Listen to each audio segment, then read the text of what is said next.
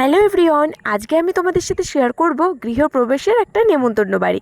তো ঝটাপট করে আমি তৈরি হয়ে যাব, তার জন্য দেখো সকাল সকাল কিন্তু আমার আর্জেন্ট মাল ছিল, তাই মেশিনে বসে গেছে। আর চেহারার যা অবস্থা হয়ে গেছে, তার জন্য আমি একটু ট্যান রিমুভার ক্রিম মেখে নিয়েছি, মানে ফেস প্যাক মেখে নিয়েছি। মেখে নিয়ে মানে টাইম নষ্ট করা যাবে না। দেখো আমার অলরেডি মাল হয়ে গেছে আর আমি স্নান করেও রেডি হয়ে গেছি। তার আগে আমি কিন্তু পুরো ফুল রেডি, মা মেয়ে মিলে, আর হাতে কিন্তু মিষ্টির প্যাকেটও নিয়ে নিয়েছি। এবার আমাদের যাবার পালা। আর দোল পূর্ণিমার কিন্তু তোমাদের অনেক অনেক শুভেচ্ছা, ভালোবাসা। আর বাই দ্য ওয়ে, তোমরা কিন্তু ফুল ব্লগটা কিন্তু অবশ্যই দেখতে থেকো, অনেক অনেক ভালো লাগবে তোমাদের।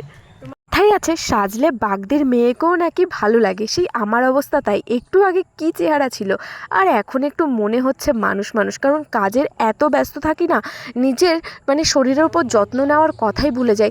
যাই হোক, চলো, বিশ্বকর্মার নাম করে আমার বাহনদেবকে নিয়ে কিন্তু আমি বেরিয়ে পড়েছি। মানে আমি একা নয়, মাম্মামও।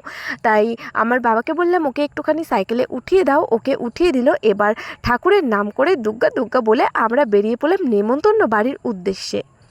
যাওয়ার পথে একটা কাণ্ড ঘটেছে। একজন আমাকে বলছে যে কি চশমা পরেছিস, কপাল ভুরু কিছুই দেখা যাচ্ছে না। আরে দাদু, তুমি কি বুঝবে সানগ্লাস কাকে বলে? নিজের আইটাকে প্রোটেক্ট করার জন্য, আমার কপাল ভুরুটা দেখানোর জন্য নয়।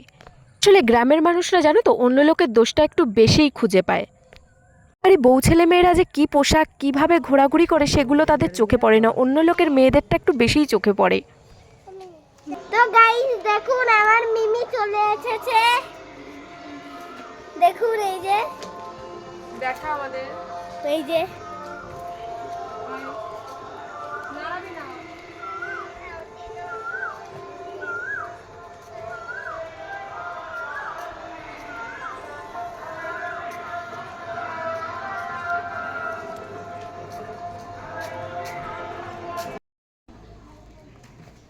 জুতো পাইনি। আরে আমার জুতো। তো ফাইনালি আমরা কিন্তু সেই বাড়িতে, গৃহপ্রবেশ বাড়িতে যেখানে নেমন্তন্ন ছিল, সেখানে কিন্তু আমরা চলে এসেছি। আর পাশেই কিন্তু আমার দিদি বাড়ি। তো দিদি বাড়িতে ছিল না, দিদি বলল যে তুই চলে যা, আমি আসছি। তো সেই জন্য আমি ভাবলাম চলো, দিদির মেয়ে, আমার মেয়ে, তারপরে মাইমা মানে আমার দিদির শাশুড়ি, দিদির জায়ের মেয়ে, আমরা সবাই মিলে কিন্তু আমরা ঢুকে গেলাম। তো চলো। আরে তো এগুলো আবার কি করতে এনেছো? তো পুজো বাড়িতে আসলে নিয়ে আসতে হয় না। লক্ষ্মী পুজো দাঁড়াও। আমরা কিন্তু মানে যে নারায়ণ পুজো হয়েছিল সেখানে সিন্নি তারপরে প্রসাদ নিয়ে আমরা বাইরে চলে এসেছি।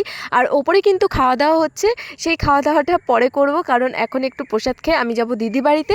তো আর এখানে দেখলে কি বললো যে আমি মিষ্টি কেন নিয়েছি, দেখো পুজো বাড়িতে মিষ্টি না নিলে হয় বলো তো, ঠাকুরের জন্য একটুখানি। তো সেই জন্যই তো চলো এখন প্রসাদ খাই, আর দিদি বাড়িতে যেয়ে একটুখানি রেস্ট নেব, তারপরে দুপুরের খাওয়া দাওয়া করতে আসবো। উপরে হচ্ছে খেতে দিচ্ছে। তো চলো এখন যাওয়া যাক দিদি বাড়িতে।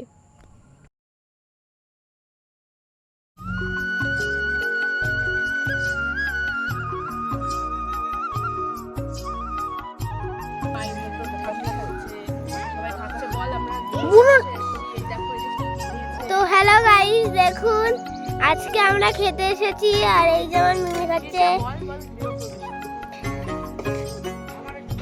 এই যে দেখো ফ্রাইড রাইস, মিমি খাচ্ছে, নিশা দিদি খাচ্ছে, বুনু খাচ্ছে, আর ঠাম্মি খাচ্ছে।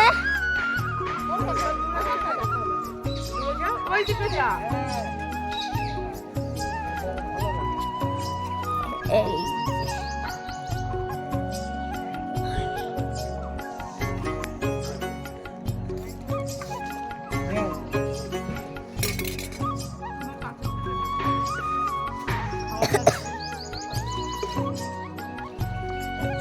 সেটা দেখা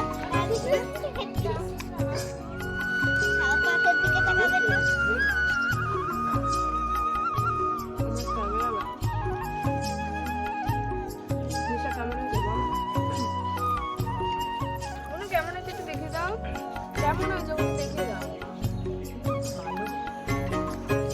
বন্ধুরা, আমি খেয়ে দিয়ে কিন্তু আমি চলে এসেছি দুপুরবেলায়, মানে ওই 3:30 4টে মনে হয় বাজে।